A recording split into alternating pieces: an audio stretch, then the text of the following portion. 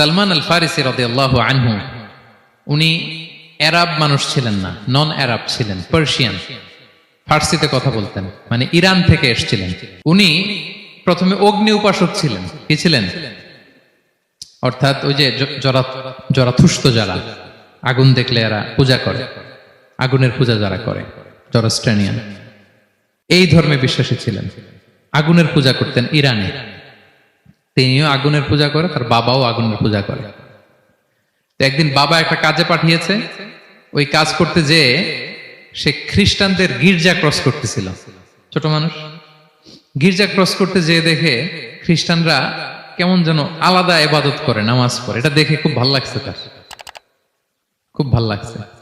বাড়িতে এসে বাবারে বলে, বাবা আমি দেখলাম যে খ্রিস্টানরা তাদের চার্চে গির্জায় নামাজ পড়ে, এটা তো অনেক সুন্দর, আমরা যে আগুনের সামনে যা করি এটার চেয়ে ওইটা সুন্দর। বাবা বলে, খাইছে, ছেলে তো আমার শেষ হয়ে যাবে।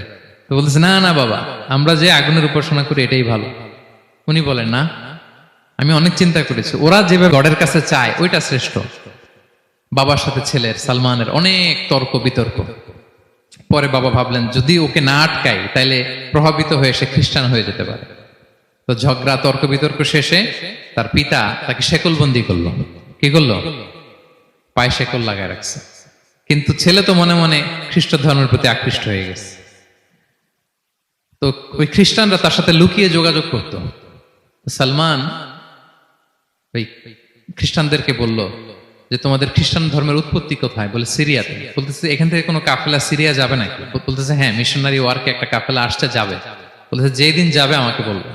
তো যেদিন যাবে তাকে এসে বলা হয়েছে তার বাবা নাই, সে শিকল ভেঙে, শিকল সহ ওই কাফেলার সাথে যে জড়িত হয়েছে। দেখেন বিশ্বাস, আদর্শ মানুষকে কিভাবে উজ্জীবিত করে। উনি চলে গেলেন সিরিয়াতে।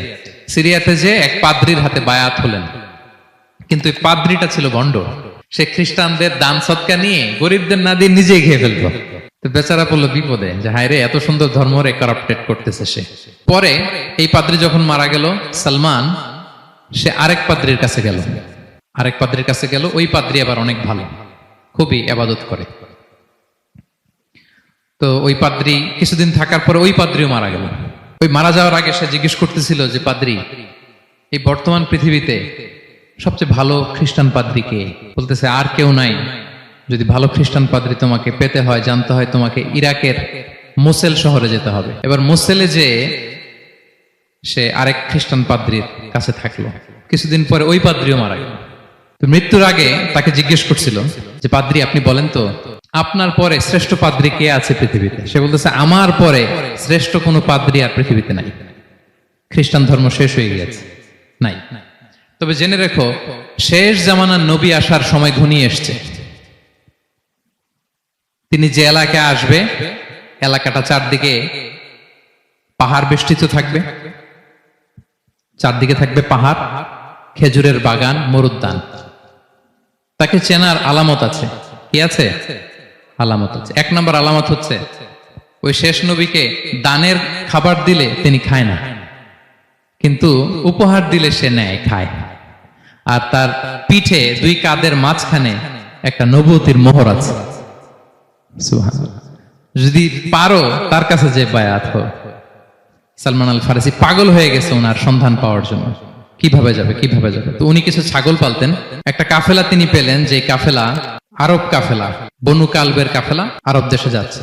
তাদের সাথে তিনি চুক্তি করলেন যে, আমার যত ছাগল আছে এই ছাগলগুলো তোমাদের দিয়ে দিব, তোমরা কি ওই এলাকায় আমাকে পৌঁছে দিবা? তারা বললেন, হ্যাঁ, পৌঁছে দিব। সব ছাগল দিয়ে দিলেন, রওনা হইলেন ওই এলাকায়। মাঝপথে তারা তার সাথে জুলুম করলো, অন্যায় আচরণ করলো। তাকে দাস হিসেবে বিক্রি করে দিল ইহুদিদের কাছে। ওয়াদি আল কোরা নামে একটা জায়গা আছে, ওখানকার এক ইহুদির কাছে বিক্রি করে দিল। সে ইহুদির কাছে দাস হিসেবে থাকতে আরম্ভ করলো। অনেকদিন পরে, মদিনার পূর্ব নাম কি দেখি কে বলতে পারে? হ্যাঁ, মাশাআল্লাহ। তো মদিনার পূর্ব নাম হচ্ছে ইয়াসরিব। তো ইয়াসরিবের এক ইহুদি, বনু কুরাইজার ইহুদি, সে আসছে ওয়াদি আল কোরাতে তার কাজিনের কাছে। এসে দেখে নতুন এক দাস পাইছে, বলছে, আমি কিনবো, তুমি কিনতে চাও? তার কাছে বিক্রি করে দিল। তখন ইয়াসরিবের ওই ইহুদি, বনু কুরাইজার, সালমান আল ফারিসিকে নিয়ে ইয়াসরিবে চলে গেল। সুবহানাল্লাহ। মদিনার আগের নাম কি? বিষ্ণু ইসলাম মক্কা থেকে হিজরত করে কিছুদিন পরে কই যাবেন? সত্যের অনুসন্ধানে যদি আপনি হন, সত্য আপনি পাবেনই, সত্যের কাছে আপনি পৌঁছাবেনই, এতে কোনো সন্দেহ নাই। দেখেন বিষ্ণু ইসলাম ওই এলাকায় আসবেন, আসার আগে আল্লাহ তাআলা সালমানকে নিয়ে ওখানে পৌঁছায় দিয়েছে। তিনি ওখানে থাকলেন, দীর্ঘদিন থাকলেন, খেজুর বাগানে তিনি কাজ করেন আর অপেক্ষা করেন যে কবে বিষ্ণু ইসলাম আসবেন। একদিন তিনি খেজুর গাছের উপরে কাজ করতেছেন, হঠাৎ ইহুদিরা বলা বলি করতেছে, আজকে ওই মক্কা থেকে কোন এক লোক নাকি আসছে কোবা পল্লীতে, সবাই বলে সে নাকি নবী, সবাই বলে সে নাকি। এই কথা শুনে উনি খুশিতে ওই খেজুর গাছ থেকে ধপাস করে নিচে পড়ছে। নিচে পড়ে মালিককে বলতেছে, কে আসছে কে আসছে। এই কথা শুনে মালিক রেগে মেগে তাকে মারতে আরম্ভ করলো, যে তোমার জেনে কি লাভ, যাও এখান থেকে। তার মানে সুবহানাল্লাহ, সালমান আল ফারিসি তিনি জেনে গেলেন যে বিষ্ণু ইসলামের আগমন ঘটেছে।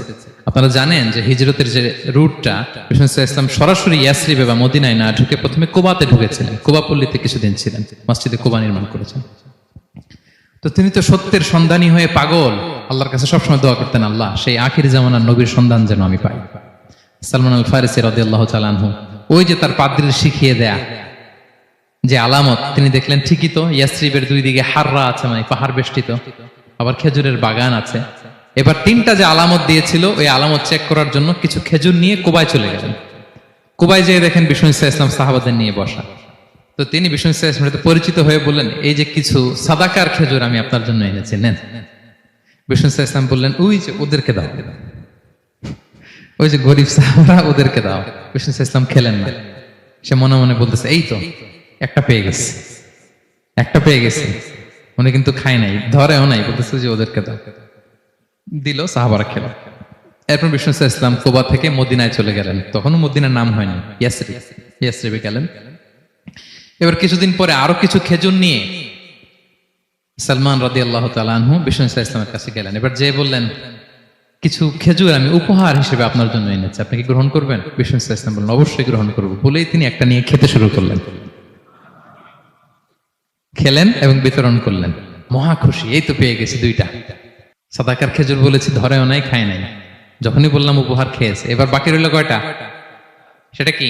নবুয়তের সিলমোহর, দ্য সিল অফ প্রফেসি। এটা তো দেখা এত সহজ না, যদি এদিকে থাকে, জামা পরে থাকলে দেখা যাবে।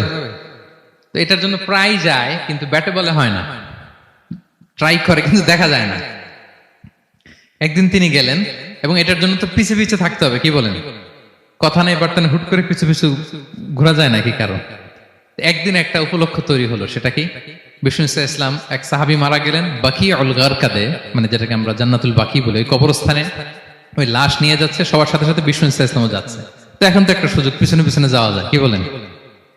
এইবার সালমান এসে পিছু ছাড়ে না, নবীজির পিছনে পিছনে যায়, কিন্তু স্বাভাবিক যাওয়া না। একটা আছে সিম্পলি হাঁটা, এরকম না, একবার এদিকে যায়, একবার ওদিকে যায়, একবার এদিকে যায়। আর অন্য সাহাবারা মনে মনে ভাবে, ঘটনা কি, এরকম করে কেন লোকটা? কিন্তু বিষ্ণু ইসলাম তো জানেন কেন এরকম করতেছে, ঠিক কিনা বলেন? বিষ্ণু ইসলাম সেদিন দুইটা চাদর পরেছিলেন, একটা নিচে আর একটা উপরে। নিচে লুঙ্গি আর একটা চাদরটা দিয়ে গা ঢেকেছিলেন। বিষ্ণু ইসলাম ইচ্ছে করে পিঠের চাদরটা একটু নিচের দিকে নামালেন, যাতে করে সে যেটা খুঁজতেছে ওটা দেখে ফেলে। বিষ্ণু ইসলাম চাদরটাকে একটু করে নিচে নামালেন, নামানোর সাথে সাথে তিনি দেখলেন দ্য সিল অফ প্রফেসি, মাহরুন নবুয়া। দেখার সাথে সাথে সালমান আল ফারিসি চিৎকার দিয়ে বিশ্বনবীকে জড়িয়ে ধরলেন এবং ওই জায়গাটাতে দুই ঠোঁট দিয়ে চুমু খেলেন, কাঁদতে শুরু করলেন। বিষ্ণু ইসলাম বললেন, কেন কাঁদো তুমি? এতক্ষণ আমি আপনাদেরকে যা শোনালাম, সালমান পুরো ঘটনাটা বিষ্ণু ইসলামের কাছে বর্ণনা করলেন। বললেন, ইয়া রাসূলুল্লাহ, এই জন্য কাঁদি, আমি ছিলাম অগ্নি উপাসক, সত্যের সন্ধানে আমি খ্রিস্ট ধর্ম গ্রহণ করেছি। 3 খ্রিস্টান পাদ্রী শেষ করে সর্বশেষ যে ভালো পাদ্রীটা, উনি বলছে যে উনি মরার পরে আর কেউ ভালো পাদ্রী নাই, আখির জামার পায়গাম্বার আগমনের সময় এসেছে। পাহাড়ি এলাকা, চারদিকে খেজুর বাগান, এরকম জায়গায় উনি আসবে। আর 3টা সাইন বলেছে, উনি সাদাকা খায় না, উপহার নেয়, খায়, আর তার পিছনে থাকবে মাহরুন নবুয়া, নবুয়তি সিল। সুবহানাল্লাহ। বিষ্ণু ইসলাম খুশি হলেন, তাকে শাহাদা পড়ালেন এবং বললেন যে, তোমার এই দাসত্ব থেকে মুক্তির জন্য কি লাগবে? সে বলে যে, আমার চুক্তি হয়েছে 300 খেজুর গাছ লাগবে। কয়শো? বিষ্ণু ইসলাম বললেন, কে আছো তোমাদের ভাইকে সাহায্য করবা? কেউ 20টা, কেউ 30টা, কেউ 40টা। সব সাহাবারা ডোনেট করে 300 খেজুর দিয়ে দিলেন, খেজুরের গাছ হয়ে গেল। আর 40 গ্রাম স্বর্ণ, এটাও দিতে হবে। তো কোন এক যুদ্ধে বিষ্ণু ইসলাম একটা ছোট্ট স্বর্ণের টুকরে পেয়েছিলেন, বললেন যাও এটা নিয়ে ওজন দাও, ওজন দিলে দেখবা হয়ে গেছে। ওইটা নিয়ে ওজন দেয়া হলো, দেখা গেল মুহূর্তে একেবারে সমানে সমানে 40 গ্রাম হয়ে গেছে। সালমান আল ফারিসি রাদিয়াল্লাহু তাআলা আনহু তারপর থেকে মৃত্যুর আগ পর্যন্ত বিষ্ণু ইসলামের সাথে ছিলেন, সবগুলো যুদ্ধে অংশগ্রহণ করেছেন। এবং 5ম হিজরিতে ওই যে পরীক্ষা খননের কথা আমরা জানি না, দ্য ব্যাটল অফ ট্রেন্চ, এই বুদ্ধিটা আসছিল সালমান রাদিয়াল্লাহু তাআলা আনহুর মাথা থেকে। এটা হচ্ছে ওনার ব্রেন চাইল্ড। কারণ আরব দেশে এরকম পরীক্ষা খনন করার ট্রেডিশনই ছিল না। উনি তো আরব দেশের না, আসছে পারস্য থেকে। ওনার এই বুদ্ধি পরামর্শ নিয়ে বিষ্ণু ইসলাম 5ম হিজরিতে পুরো মদিনার চারদিকে খনন করে এই পরীক্ষা করে